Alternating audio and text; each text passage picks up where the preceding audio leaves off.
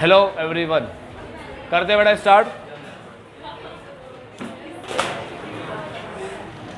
कल ये पढ़े थे अपन सफिशिएंसी और appropriateness are interrelated. Sufficiency appropriateness interrelated है, यानी कि एविडेंस सफिशिएंट भी होना चाहिए और एप्रोप्रिएट भी होना चाहिए। सफिशिएंट का मतलब होता है sufficiency is a measure of quantity of evidence, ठीक है, यानी कि sufficiency is related to quantity of evidence, quantity से रिलेटेड होता है, ठीक है। और appropriateness is a measure of quality of evidence, ठीक है। अब इसने यहां पर कुछ बातें बता रखी है जिसको अपन पढ़ेंगे सही वैसे भी आगे। इसने कहा है कि अगर रिस्क असेसमेंट हमने ज्यादा किया हो, सफिशिएंसी को फैक्टर अफेक्टिंग क्या होता है कि सबसे पहला रिस्क असेसमेंट, अगर रिस्क असेसमेंट ज्यादा है तो एविडेंस भी ज्यादा है, ठीक है। और क्वालिटी अगर एविडेंस की ज्यादा है, ठीक है, तो क्वांटिटी कम भी चल जाएगी, वाइस वर्सा नहीं चलेगा, ठीक है।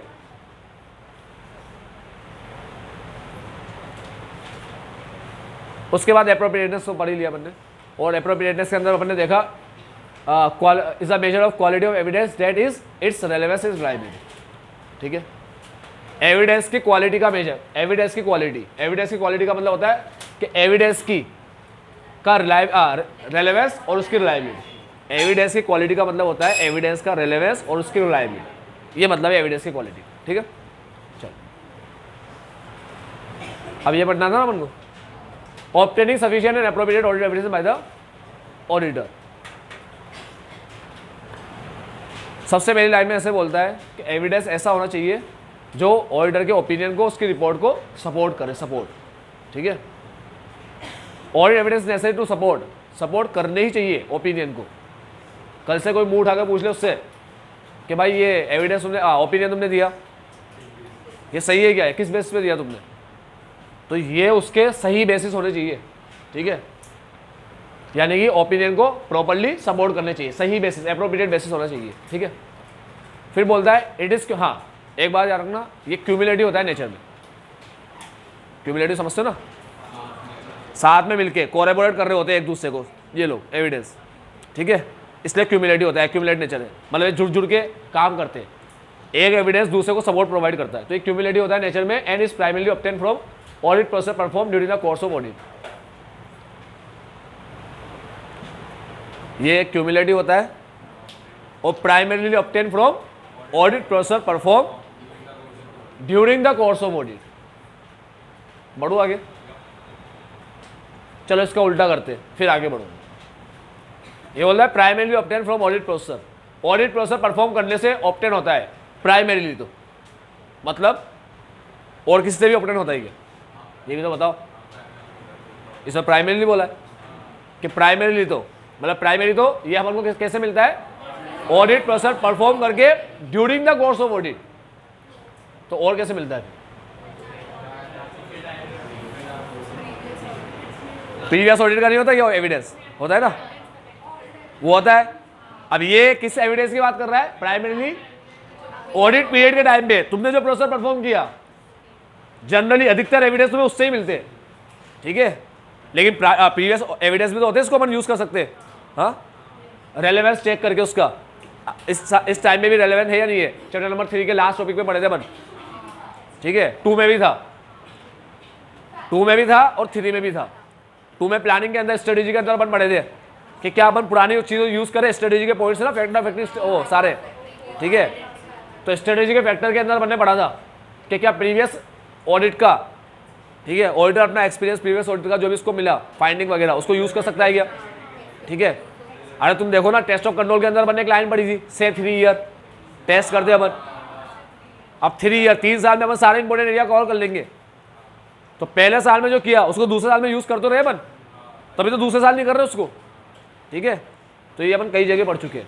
तो चैप्टर नंबर 3 में तो लास्ट में ही पढ़ के आए अपन लोग, क्या पढ़ के आए कि अपन प्रीवियस ऑडिट का एविडेंस यूज करें क्या, उसके लिए अपन को ये चीज़ें ध्यान में रखनी है, ठीक है, कि कंट्रोल के एलिमेंट कितने स्ट्रॉन्ग है, ठीक है, effectiveness of element of other element of control, effectiveness of वो IT general IT control, effectiveness of control और उसका एप्लीकेशन, और अपन को कुछ डेविएशन मिला वो, ठीक है। साथ में वो कैरेक्टरिस्टिक्स ऑफ वो कंट्रोल मैनुअल है या ऑटोमेटेड है, ठीक है, उसके बाद risk assessment, risk of material statement और एक्सटेंट ऑफ रिलायंस।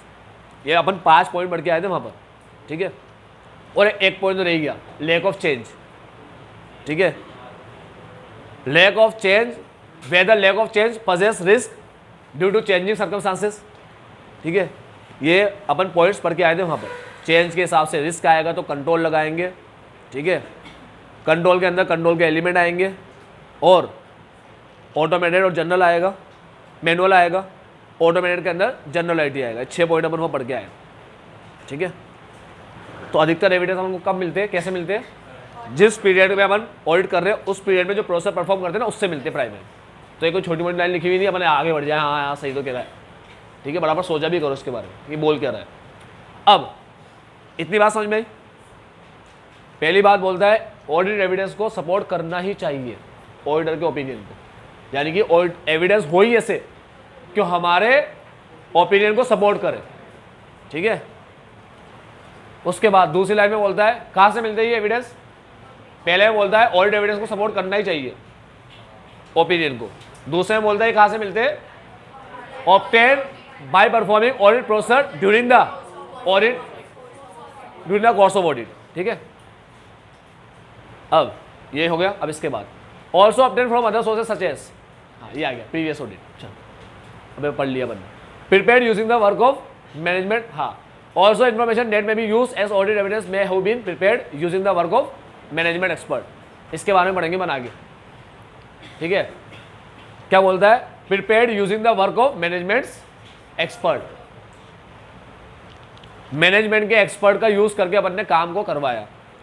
जैसे एक्चुअल होता है जो वैल्यूएशन करता है, ठीक है, तो मैनेजमेंट का एक्सपर्ट कहलाता है एक्चुअल, क्योंकि वो वैल्यूएशन करने के लिए आया।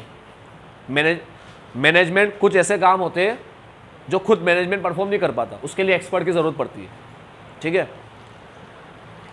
कोल पड़ा है कोल, तो कोल का स्टॉक कितना होगा वो देखने के लिए क्या होता है, एक्सपर्ट को बुलाते हैं। एक्सपर्ट क्या होता है, पूरा डायमेंशन वगैरह के हिसाब से कि भाई कितना है कोल, उसका डायमेंशन कितना है, कितना एरिया उसने कवर कर रखा है, ठीक है। उसके हिसाब से वेट बताता है कि कितना कोल, कितने टन कोल अपने पास है, ठीक है। बिना वजन तोले डायमेंशन के हिसाब से वेट बताता है, ठीक है। तो ऐसे कई काम होते हैं। और जैसे फाइनेंशियल इंस्ट्रूमेंट जो होता है ना, बहुत सी बार उसका जो कैलकुलेशन, उसकी वैल्यूएशन जो होती है ना, वो होती है कॉम्प्लेक्स होती है। तो कॉम्प्लेक्स कैलकुलेशन में बिजनेस वो आता है, बिजनेस परचेस, साथ में ये भी आता है फाइनेंशियल इंस्ट्रूमेंट का की वैल्यूएशन, फाइनेंशियल इंस्ट्रूमेंट की वैल्यूएशन बहुत कॉम्प्लेक्स कैलकुलेशन होता है उसका, ठीक है। फेयर वैल्यू कैलकुलेट करने के लिए किसी भी चीज़ की अगर हम कैलकुलेट ना कर सके फेयर वैल्यू, तो फिर हमें एक्सपर्ट को बुलाना पड़ता है। तो मैनेजमेंट के एक्सपर्ट से अगर हमने कोई काम करवाया तो उसको भी अपन ले सकते हैं एज अ एविडेंस, ठीक है। अब बोलता है audit evidence comprises both information that support and corroborate management suggestion and any information that contradict. 2 तरह के एविडेंस होते हैं।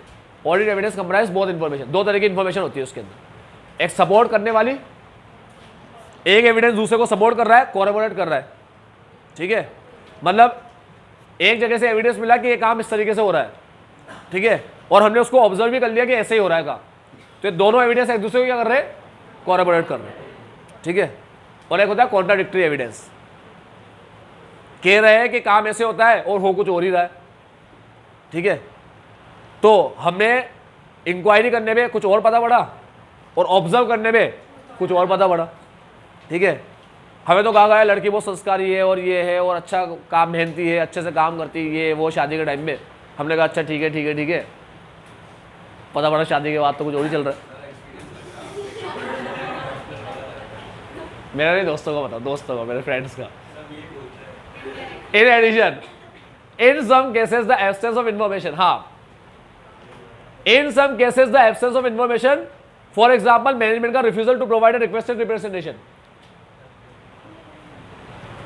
In some cases, the absence of information also constitute audit evidence। ये पहले ही बता चुका हूं, इंफॉर्मेशन का ना मिलना भी एविडेंस है, ठीक है।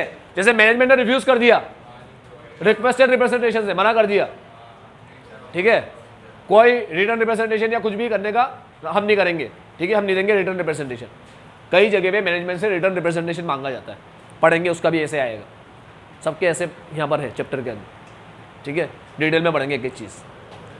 इवन के एक्सटर्नल कंफर्मेशन के खुद पे ऐसे आएगा, अब एक टॉपिक पढ़ाएगा उसके बाद पूरा ऐसे दे देगा उसके ऊपर। तो मैनेजमेंट से कई चीज़ पे अपन क्या मांगते हैं, रिटर्न रिप्रेजेंटेशन। अगर मैनेजमेंट मना कर दे, रिफ्यूज कर दे, हम तो नहीं दे रहे, वो क्या रिटर्न रिप्रेजेंटेशन जो मैनेजमेंट से अपन को मिलता है ना, वो अपने लिए एविडेंस की तरह होता है। किस किस पे मिलता है, किस किस चीज़ पे अपन मांगते हैं, क्यों मांगते हैं, क्या होता है क्या नहीं होता, वो पढ़ेंगे आगे आएगा पूरा, ठीक है। तो रिटर्न रिप्रेजेंटेशन जो अपन मैनेजमेंट से लेते हैं वो अपन रखते हैं एज अ ऑडिट एविडेंस। अब मैनेजमेंट मना कर दे कि मैं तो नहीं दे रहा, तो वो भी एविडेंस है, किसने मना किया था, हमने तो मांगा था, ठीक है। जैसे एक बच्चा नहीं आया, दूसरे दिन क्लास में आया, मैंने कहा होमवर्क कर लिया, बोला नहीं किया। मैं कहा क्यों नहीं किया, सर मैं कल आया ही नहीं था। मैं कहा नहीं आया था तो दोस्त वोस्त आए थे, फोकट की बातें करते हो तो यही पूछ लिया अगर, सर पूछा था नहीं बताया। ये देख लो, ये मैसेज आपको दिखाता हूँ मैं, ठीक है, ये देखो मैंने कहा कि कौन कौन से क्या होमवर्क दिया है मेरे को बता, तो देखो जवाब में क्या लिखता है, अरे क्या फोकट की बातें करता रहता है, होमवर्क, ये देखो जवाब ही नहीं दिया। उसके बाद फिर मैंने मैसेज किया, अरे बता मेरे को होमवर्क करना है, सीन ही नहीं किया उसने, ये देखो ये एविडेंस। तो जवाब ना देना भी है ना, दिखाया ना मन ने, देखो हमने तो मांगा था, इसने दिया ही नहीं हमको। तो बेटा यहां से यहां तक मैं अपन अभी तक ये पढ़े कि एविडेंस सपोर्ट करे और एविडेंस प्राइमरीली ऑब्टेन होता है ऑडिट प्रोसेस परफॉर्म करके during the course of audit, ठीक है, पहली बात। दूसरी बात अपन पढ़े कि ऑडिट एविडेंस अपन को कहां से मिलता है, प्राइमरी तो वहां से मिलता है, और बाकी कहां से मिलता है, तो हमने देखा प्रीवियस ऑडिट से भी मिलता है, ठीक है, obtain from other sources such as previous audit. तो प्रीवियस ऑडिट को भी एक सोर्स बोला है, ठीक है, तो प्रीवियस ऑडिट से भी मिलता है अपन को एविडेंस। उसके बाद कुछ एविडेंस अपन कौन सा यूज कर लेते हैं, prepared using the work of management expert, ठीक है, कुछ एविडेंस अपन प्रिपेयर करते हैं using the work of management expert, management के एक्सपर्ट का वर्क यूज करके। तो पहली बात में उसने बोला कि प्राइमरीली तो यहाँ से ऑब्टेन होता है, और दो जगह और बता दी उसके बाद, ठीक है। फिर आगे बढ़े अपन, तो आगे ये बोला कि एविडेंस जो होते हैं उसमें बहुत दो तरह की इन्फॉर्मेशन, दोनों इन्फॉर्मेशन होती है, बहुत इन्फॉर्मेशन, एक सपोर्ट और कोरेबोरेट करने वाली और एक कॉन्ट्राडिक्ट करने वाली। चलो उसके बाद इन एडिशन ये हो गया ना अपना, हाँ, फिर अपन ने ये देखा कि इन्फॉर्मेशन मिलना कोरेबोरेट और वो हो गया, कॉन्ट्राडिक्ट वाली हो गई, और अब ना मिलने की बात कर रहा है कि इन्फॉर्मेशन अपन को ना मिले, एब्सेंस ऑफ इन्फॉर्मेशन, तो वो भी एविडेंस है, ठीक है। तो एब्सेंस ऑफ इन्फॉर्मेशन भी एविडेंस होता है, ऑल्सो कॉन्स्टिट्यूट ऑडिट एविडेंस। कितना समझदार है, आईसीआई को पता है ये लाइन और ये लाइन इंपॉर्टेंट है बस, ठीक है, उसने खुद ने बोल्ड कर दिया। अब most of the auditors work in forming the auditors opinion consist of obtaining and evaluating. एक बात याद रखना, ये पूरा प्रोसेस होता है, ऑडिट प्रोसेस परफॉर्म करो, ऑडिट एविडेंस ऑब्टेन करो, उसे ऑब्टेन करने के बाद इवैल्यूएट करो, इवैल्यूएट करने के बाद कंक्लूजन पे आओ, ये चेक करो कि वो जो एविडेंस ऑब्टेन किए वो सफिशिएंट और एप्रोप्रिएट तो है ना, ये इवैल्यूएट करना पड़ता है अपन को, ठीक है, चैप्टर नंबर 3 में ये भी पढ़े थे अपन। तो इवैल्यूएट करना पड़ता है कि वो सफिशिएंट और एप्रोप्रिएट है या नहीं, ठीक है। ये सबसे बड़ा काम होता है ऑडिटर का, सबसे बड़ा काम, मतलब पूरे ऑडिट के अंदर सबसे ज्यादा जो ऑडिटर करता है ना, सबसे ज्यादा काम वो यही करता है, क्या, ऑब्टेन और इवैल्यूएट करता है एविडेंस को, ठीक है।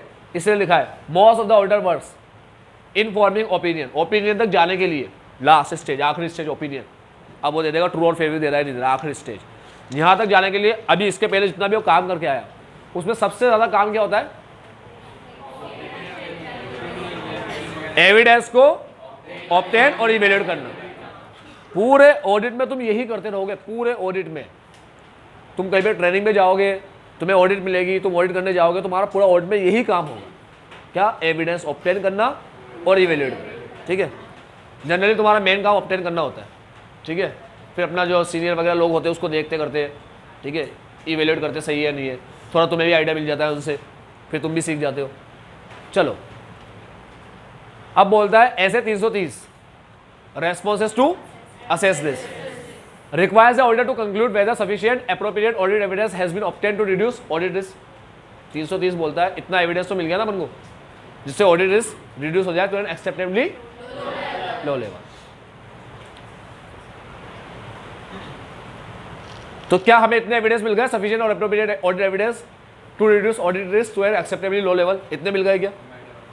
ये कंक्लूड करेगा ऑडिटर, और ये चीज matter of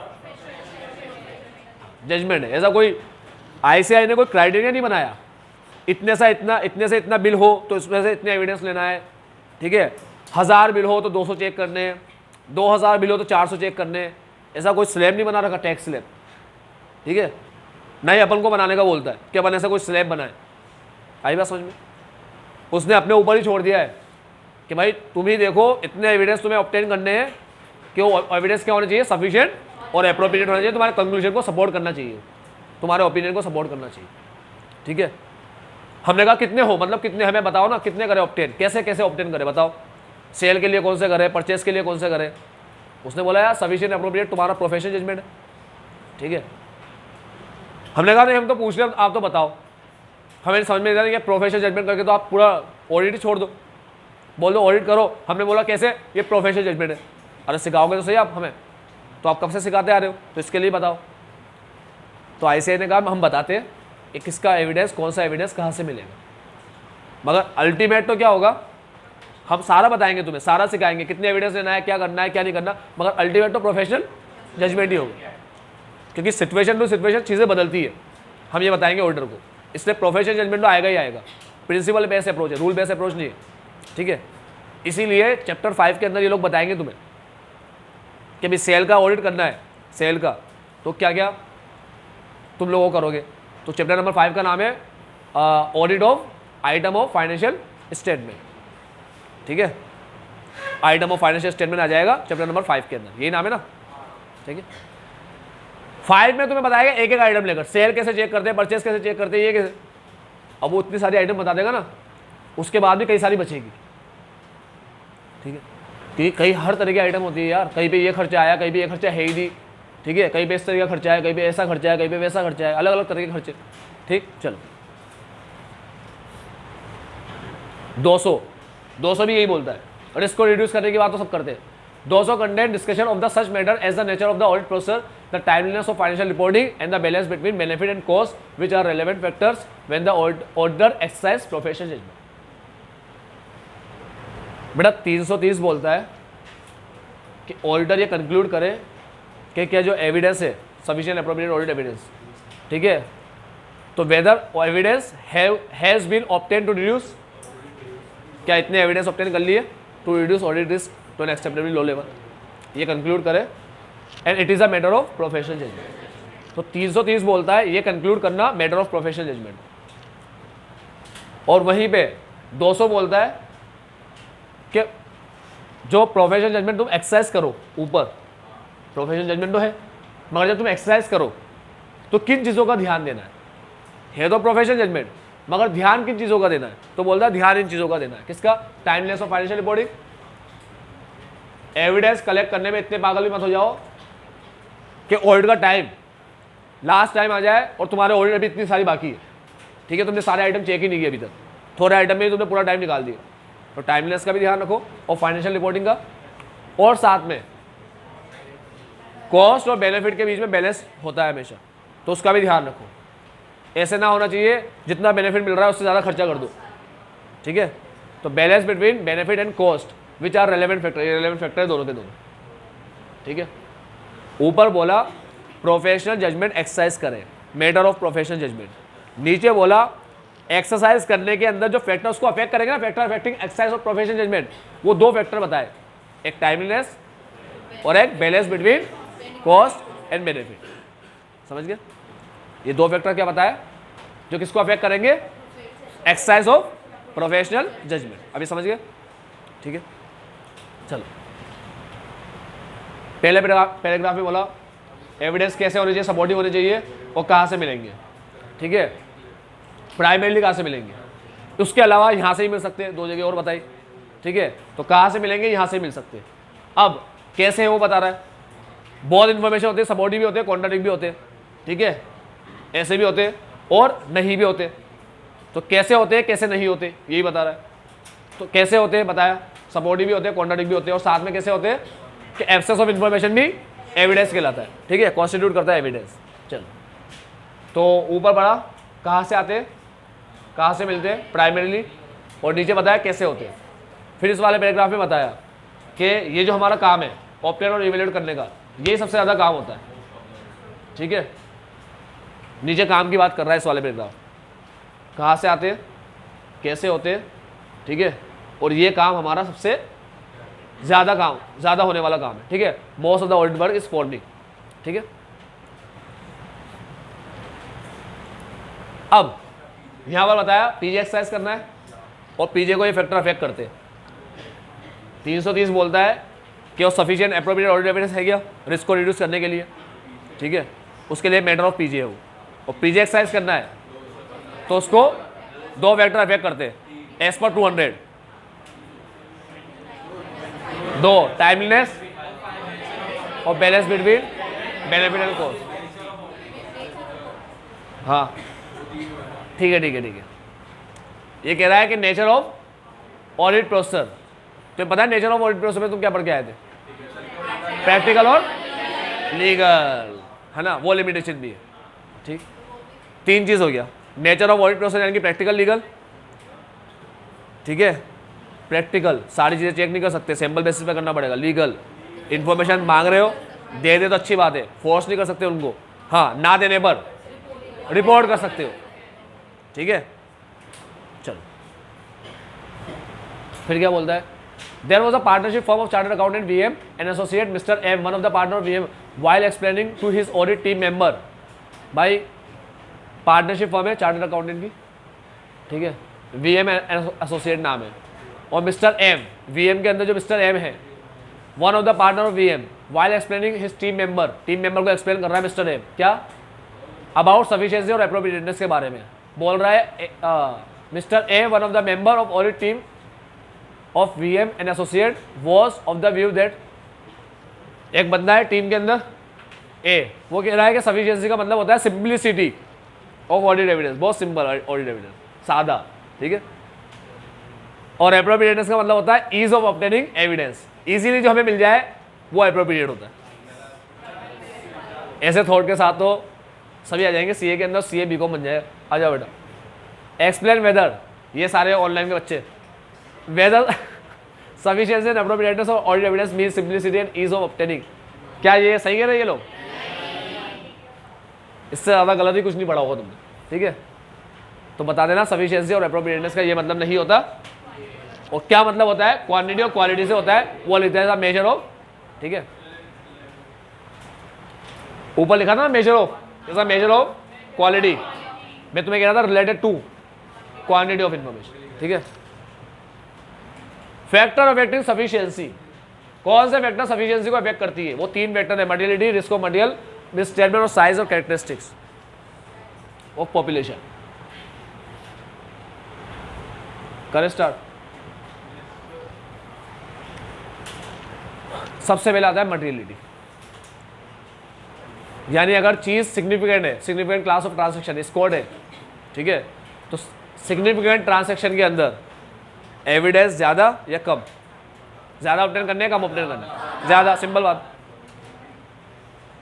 less evidence would be required in case of assertion are less material, अगर लेस मटेरियल है तो कम असर्शन और ज़्यादा मटेरियल है तो, और ये बता रहा है कि मटेरियलिटी का मतलब क्या है यहाँ पर, ये तुम्हें समझा रहा है, क्योंकि मटेरियलिटी का मतलब तुम वो मत समझ लेना जो मटेरियलिटी अपन सेट करते हैं एज पर 320, ठीक है। ये कह रहा है कि मटेरियलिटी का मतलब it may be defined as significant class of transaction की बात कर रहे हैं।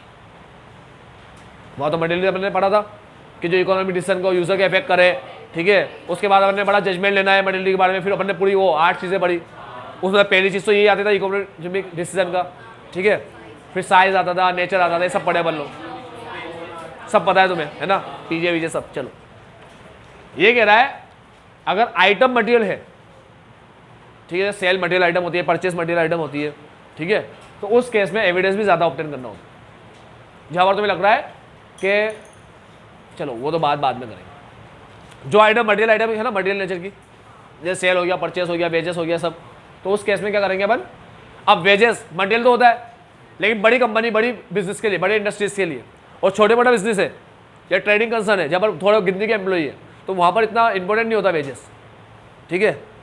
वो क्या डमी वर्कर क्रिएट करेगा? 4-5 वर्कर काम कर रहे हैं उसमें क्या डमी क्रिएट करेगा? या 8-10 वर्कर काम कर रहे हैं उसमें क्या डमी क्रिएट करेगा?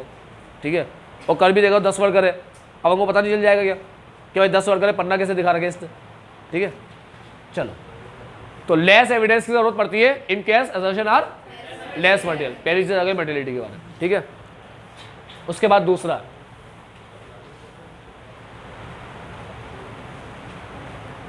Risk of material. एक आया मटेरियल, फिर दूसरा आया मटेरियल स्टेटमेंट। ठीक है बेटा, रिस्क ज्यादा तो एविडेंस ज्यादा, रिस्क कम तो evidence less. Evidence would be required in case assertion that have lower risk of. ठीक है, जब रोम कम है, जिस असर्शन में रोम कम है वहां पर less evidence would be required. बस ये वर्ड याद रखना, less evidence would be required, सब में यही लिख कर आना है, would be required, would be required, less evidence would be required. ठीक है, size and characteristics of population. सबसे पहले बात करते हैं साइज की। ज्यादा पॉपुलेशन तो ज्यादा एविडेंस, कम पॉपुलेशन कम एविडेंस। मान लो 1000 बिल है तो 100-150 चेक कर लिए। ठीक है, लेकिन 10,000 बिल है तो 100-150 चल जाएंगे नहीं ना, ज्यादा करने पड़ेगा चाहिए। अब बात करते हैं कैरेक्टरिस्टिक्स की। होमोजीनियस है, लेस या मोर? Very good, less. ठीक है, हेटेरोजीनियस है, छोटी कक्षा में आता सेंसस सैंपल, ऐसा बोलते हैं सैंपल ज्यादा सुटेबल होता है होमोजीनियस के लिए।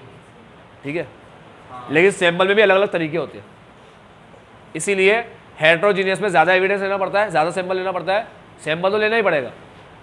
अरे 1 लाख बिल है, हेटेरोजीनियस है, भले क्या करे हेटेरोजीनियस है तो सारे 1 लाख बिल चेक करूंगा बैठ करके, सैंपल तो फिर भी लूंगा।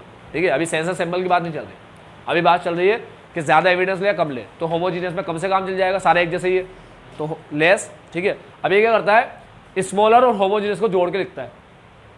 तो अपन बोलते हैं स्मॉलर मोर होमोजीनियस क्या होता है, यानी पॉपुलेशन अगर कम है तो लेस एविडेंस। ठीक है, और पॉपुलेशन अगर ज़्यादा है तो ज़्यादा एविडेंस। पॉपुलेशन अगर होमोजीनियस है, ये दो अलग अलग बात है बेटा, ये है साइज और ये है कैरेक्टरिस्टिक्स। ठीक है, less evidence will be required in case of smaller और मोर होमोजीनियस पॉपुलेशन। स्मॉलर पॉपुलेशन हो और मोर होमोजीनियस हो तो लेस एविडेंस की जरूरत पड़ती है। आगे बढ़ते हैं, यहाँ पर बनने पड़ा मटेरियलिटी, मटेरियल स्टेटमेंट, रिस्क का रिस्क। ठीक है, और साइज और कैरेक्टरिस्टिक्स पॉपुलेशन। अब आता है सोर्स ऑफ ऑडिट एविडेंस।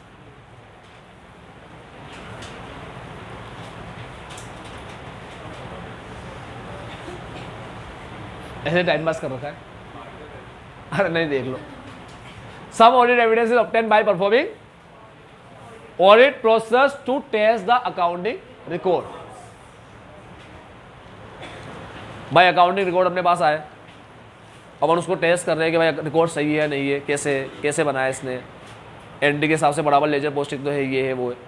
ठीक है, तो कुछ एविडेंस तो वहाँ से मिल जाते हैं जब अपन अकाउंटिंग रिकॉर्ड को टेस्ट करते हैं, जब अपने पास अकाउंटिंग रिकॉर्ड आते हैं थ्रू एनालिसिस एंड रिव्यू।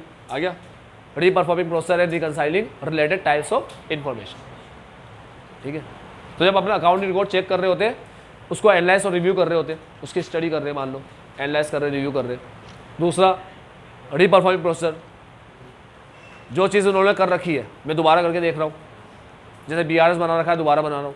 ठीक है, और and reconciling related type of information. एक बात याद रखना, रिलेटेड टाइप की इंफॉर्मेशन ही रिकंसाइल होती है। ठीक है, किसी को मैंने माल बेचा सेल, तो उस डेटर के उसमें चेक कर लूंगा कि डेटर के अंदर उसकी एंट्री क्या रही है। ठीक है, तो सेल को डेटर की एंट्री से मैच कर लिया। ठीक है, जिस डेटर को सेल किया उसके अंदर एंट्री क्या रही है। ठीक है, परचेज को GRN, परचेज बिल को GRN को मैच कर लिया। अब तुम परचेज बिल लेकर बैठ जाओ, सेल बिल लेकर बैठ जाओ, तो उसका क्या रिश्ता है आपस में? कुछ भी नहीं है ना। तो याद रखना, रिकंसाइल हमेशा क्या होता है, related type of information he reconcile होती है। ठीक है, इसीलिए बैंक रिकंसिलिएशन तुम करते हो तो क्या क्या लेके बैठते हो तुम लोग? पासबुक, बैंक का स्टेटमेंट और तुम्हारा कैश बुक, तुमने जो एंट्री कर रखी है। ठीक है, दोनों ही बैंक के बारे में होते हैं, तभी तो रिकंसाइल होंगे। ठीक है, चलो, through the performance of such audit process the auditor may determine that accounting record are internally consistent. Accounting record internally consistent होने चाहिए। ठीक है, जो जनरल एंट्री है वैसा ही लेजर हो। भाई सेल की एंट्री डेटर में पोस्टिंग हुई है तो डेटर में जितना शो कर रहे हैं सेल का बिल भी उतना ही हो। ठीक है। इंटरनली क्या होना चाहिए, वो कंसिस्टेंट होना चाहिए। तो ये होता है अपना सबसे पहला काम। ऊपर से अपन ये इसको देख लेते हैं कि इसमें तो गलती नहीं, डायरेक्ट एंट्री वेंट्री करने में गलती कर दी, ठीक है। और कोई अमाउंट, कोई सेल बुक करी, मतलब राम को माल बेचा, ठीक है, 50,000 का, शाम में दिखा दिया, ऐसा तो नहीं हो रहा। 50 का माल बेचा, लेजर में 5,000 की पोस्टिंग कर दी, ऐसा तो नहीं हो रहा। खैर आज तो सारे काम सिस्टम बेस होते हैं, टेली वगैरह से, ठीक है।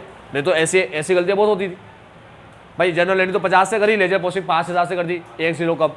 और वैसे भी तुम लोग पढ़ के आए हो ना वो चैप्टर 11वीं कक्षा में, रेक्टिफिकेशन ऑफ एरर, ठीक है। एरर है इसका मतलब क्या हुआ, इंटरनली कंसिस्टेंट नहीं है ना, नहीं है। तो कंसिस्टेंसी में ये तो देखते हो एरर तो नहीं है कोई, ठीक है। तो रेक्टिफिकेशन ऑफ एरर में तुम कई सारे एरर पढ़ के आए, तुम्हें याद भी होगा, जैसे कोई एरर ऑफ ओमिशन, ठीक है, और एरर ऑफ कमीशन। जैसे कमीशन का कोई एग्जाम्पल,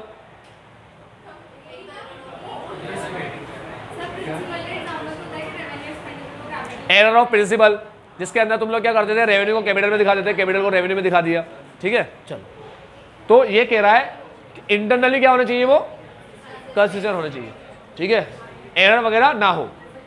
तो सबसे पहले तो अपन क्या करते हैं, सबसे पहला काम एविडेंस तो अपने कर लेंगे। पहले ये तो देख ले कि जो रिकॉर्ड अपन को मिले हैं वो खुद इंटरनली कंसिस्टेंट है या नहीं है, ठीक है। बाद में कर लेंगे इसका काम। बाद में तो अपन देखो मेरी बात सुनो, अपने पास जो अकाउंटिंग रिकॉर्ड आता है ना, उसकी हर आइटम के लिए अपन क्या करते हैं, एविडेंस ऑब्टेन करते हैं। उसके पहले अपन ये देख लेंगे रिकॉर्ड तो सही है ना, उसमें ही कोई गलती तो नहीं है, कोई एरर तो नहीं है उसमें। समझ गए ये बात, ये क्या बोल रहा है। देखो बेटा, ये कह रहा है कुछ एविडेंस तो हमें ऑडिट प्रोसेस परफॉर्म करके ही मिल जाते हैं। अब तुम बोलोगे ऑडिट प्रोसेस परफॉर्म करके ही तो मिलते हैं सारे एविडेंस, तो ऐसे क्यों बोल रहा है, दोबारा क्यों बढ़ा रहा है। वो कह रहा है कौन सा audit process, to test the accounting record. सबसे पहले हम लोग अकाउंटिंग रिकॉर्ड को टेस्ट करते हैं, मतलब ये देखने से पहले कि इसमें लिखे हुए हर चीज़ सही है या गलत है, पहले ये देखते हैं कि लिखी हुई चीज़ जो इसमें लिख रखी है वो बाकी रिकॉर्ड के साथ मैच तो हो रही है ना, कंसिस्टेंट तो है ना, पहले ये देख लो। बाद में सबूत इकट्ठे करना सही है या गलत है, ठीक है, एरर है या फ्रॉड है, ठीक है। एक्सटर्नली जो एविडेंस ऑब्टेन करना है उसके पहले इंटरनली चेक कर लो, ठीक है। तो अपन जो इंटरनली चेक करते हैं, इंटरनल कंसिस्टेंसी चेक करते हैं, उसे चेक करने में ही हमें कई एविडेंस मिल जाते हैं, ठीक है। सिर्फ रिकॉर्ड चेक करने करने में ही क्या मिल जाते हैं, एविडेंस मिल जाते हैं। ऐसे कह रहा है कि रिकॉर्ड चेक करने में ही तुम्हें एविडेंस मिल जाते। और तुम देखो ना यार, अपन पढ़ के आए थे रिस्क असेसमेंट प्रोसेस अपन परफॉर्म करते ना, तो कभी कभी हमने कुछ प्रोसेस ऐसे परफॉर्म करते हैं हम जो स्पेसिफिकली प्लान नहीं किए होते, उससे तुम्हें किसके मिल जाते, सब्सटेंशियल के प्रोसेस वो मिल जाते, सबूत मिल जाते, ठीक है। आई बात समझ में। टेस्ट ऑफ कंट्रोल के तुम्हें वो मिल जाते सबूत, ठीक है, रिस्क असेसमेंट में ही तो अपन पढ़ के आए ना वो।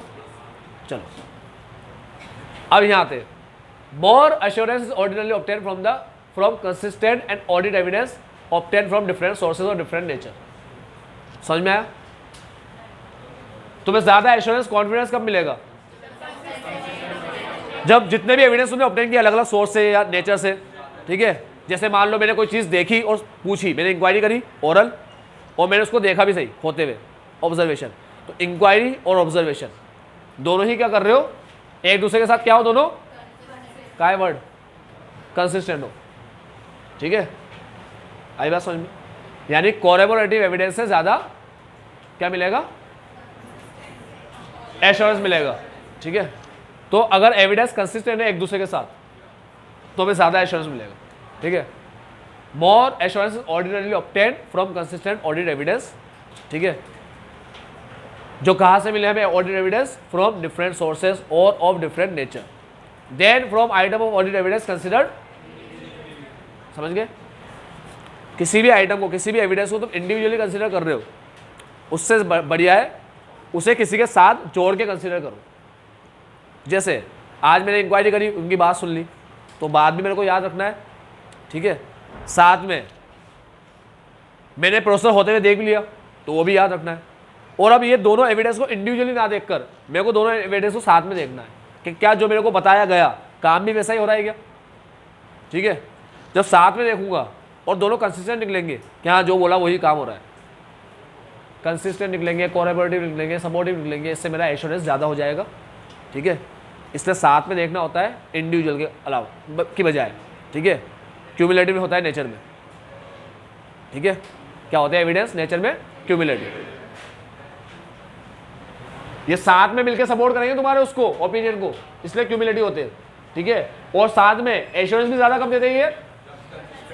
जब कंसिस्टेंट हो, ठीक है। इसलिए अपन को साथ में कंसीडर करना है इनको। इंडिविजुअली कंसीडर करोगे तो कंसिस्टेंसी कैसे पता पड़ेगी, ठीक है।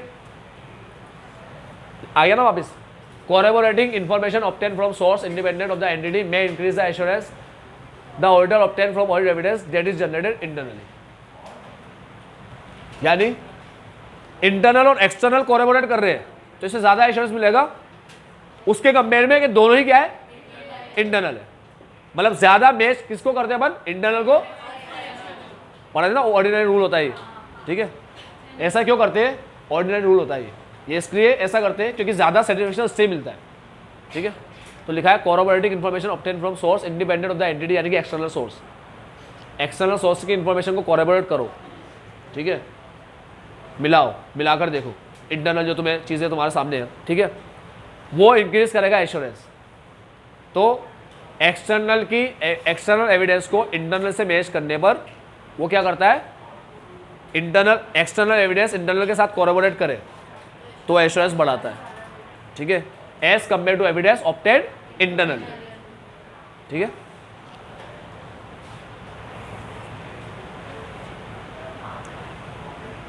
Audit process for obtaining audit evidence. अब ऑडिट एविडेंस ऑब्टेन करने के लिए तुम्हें क्या प्रोसेस परफॉर्म करना है? बेटा तुम पढ़ चुके हो सब। रिस्क असेसमेंट करना है, फर्दर ऑडिट करना है। फर्दर ऑडिट के अंदर 2 आता है, test of control, substantial process, ठीक है। तुम शक्ल देख लो एक बार।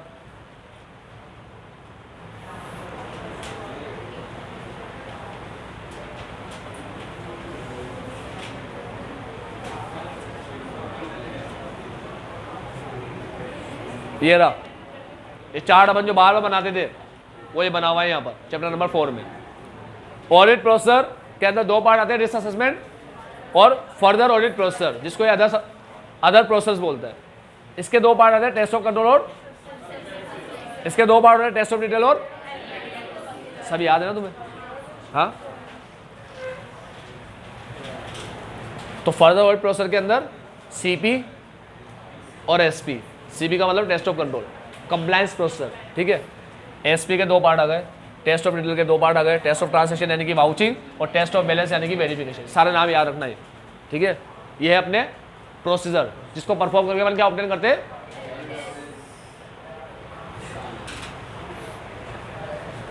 ये पूरी कहानी जो लिखी हुई है ना, सब चैप्टर नंबर 3 में पढ़ चुके हो तुम। ये सब फर्दर ऑडिट प्रोसेसर के 2 पार्ट होते हैं ये। चलो वापस ऊपर चलते हैं।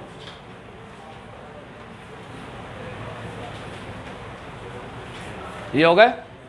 दोबारा यही लाइन लिखिए same. Audit processor for obtaining audit evidence can include, वो दिखता नहीं मेरे को, ये सारे प्रोसेसर AEIOR,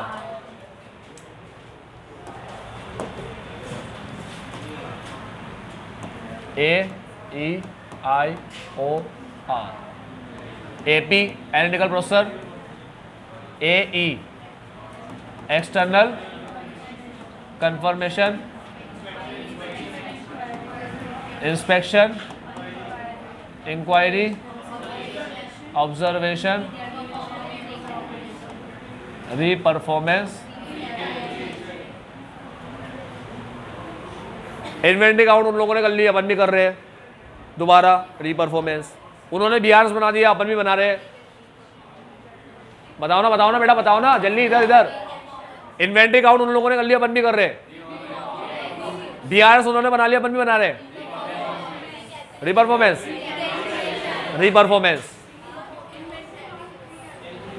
रीकैलकुलेशन आता है, जो अमाउंट उन लोगों ने दिखा रखा है कैलकुलेट करके, ठीक है, उसको अपन कैलकुलेट करें। जैसे इंटरेस्ट और डेप्रिसिएशन, इसे रीकैलकुलेशन बोलते हैं।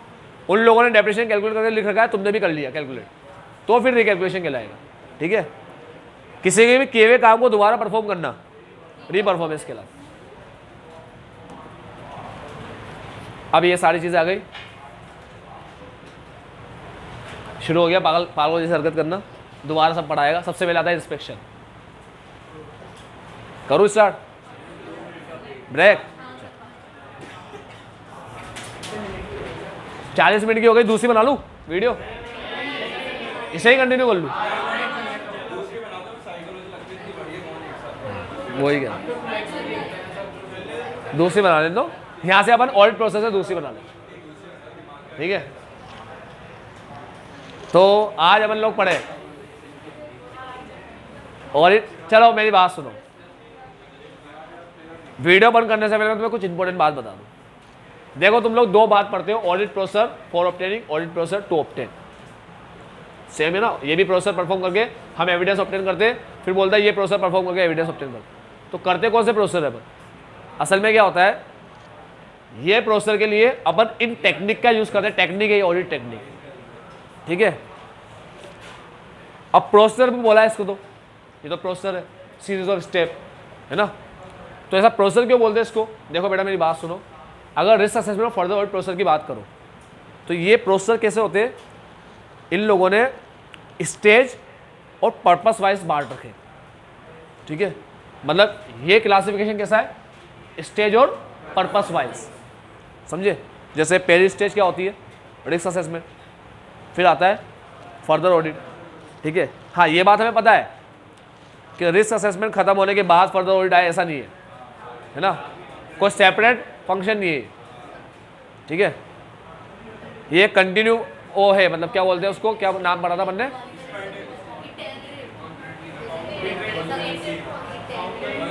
इटरेटिव प्रोसेस, कंटिन्यूअस और इटरेटिव प्रोसेस है, प्लानिंग की तरह, ठीक है। खैर ये जो सेपरेट स्टेज नहीं होती, ऐसा नहीं होता रिस्क असेसमेंट पूरा कंप्लीट करने के बाद, सुनो, रिस्क असेसमेंट पूरा कंप्लीट करने के बाद ही हम क्या परफॉर्म करें, फिर ऐसा नहीं होता। लेकिन मैं तुम्हें ऐसा समझाने के लिए बता रहा हूँ बस। एक स्टेज होती है रिस्क असेसमेंट वाली, एक स्टेज होती है, स्टेज बताए, पर्पस समझ लो। रिस्क असेसमेंट का पर्पस रिस्क असेस और आइडेंटिफाई करना होता है, आइडेंटिफाई असेस करना होता है, ठीक है। फर्दर ऑडिट का प्रोसेसर डिटेल में किसी भी चीज़ को चेक करना होता है, एविडेंस ऑब्टेन करना होता है, ठीक है, जो हमारे कंक्लूजन के बेस बनेंगे, ओपिनियन के बेस बनेंगे, ठीक है। तो इन्होंने दो स्टेज, दो पर्पस बनाया अलग अलग, ठीक है। और उन पर्पस के अंदर इन प्रोसेसर को रखा, इन प्रोसेसर को रखा। जैसे रिस्क असेसमेंट करने के लिए तुम्हें इंस्पेक्शन करना पड़ेगा, ये करना पड़ेगा, वो करना पड़ेगा, ऐसे ही फर्दर ऑडिट प्रोसेस करने के लिए ये चीज़, ये चीज़, ये चीज़, ये चीज़, ऐसे सब बताए। आई बात समझ में? डिटेल वाले काम किसमें रखे, फर्दर। जैसे एक्सटर्नल कंफर्मेशन रिस्क असेसमेंट में नहीं होता कभी भी, फर्दर में ही करते हो, ठीक है, क्योंकि डिटेल वाला काम हो गया। रिकैलकुलेशन हुआ, रीपरफॉर्मेंस हुआ, ठीक है। चलो रीपरफॉर्मेंस तो बहुत सी बार अपन देख लेते हैं, इन्वेंट्री वगैरह का, लेकिन रिकैलकुलेशन तो करते ही नहीं अपन, वो तो अपन करेंगे फर्दर ऑडिट प्रोसेस के अंदर। डिटेल वाले सारे काम, अधिकतर रीपरफॉर्मेंस भी अपन किसमें करते हैं, फर्दर ऑडिट प्रोसेस के अंदर, ठीक है। तो स्टेज वाइज इस तरीके से अपन को एविडेंस ऑब्टेन करने, तो ये बांट दी, तो है तो ये भी प्रोसेसर, मगर वो इनमें बटे हुए, ठीक है। इसमें से कुछ सेट रैप के अंदर आता है और कुछ सेट फैब के अंदर, ठीक है। इसलिए प्रोसेसर तो है, मगर ये स्टेज वाइज, पर्पस वाइज बांट रखे हैं, इसलिए दोनों को प्रोसेसर बोलता है। असल में एक तरीके से टेक्निक समझ लो, टेक्निक, ठीक है। चलो इसके बाद आगे पढ़ेंगे कल, मतलब अगली क्लास में। Bye bye, take care, have a nice day, आपका दिन मंगल में।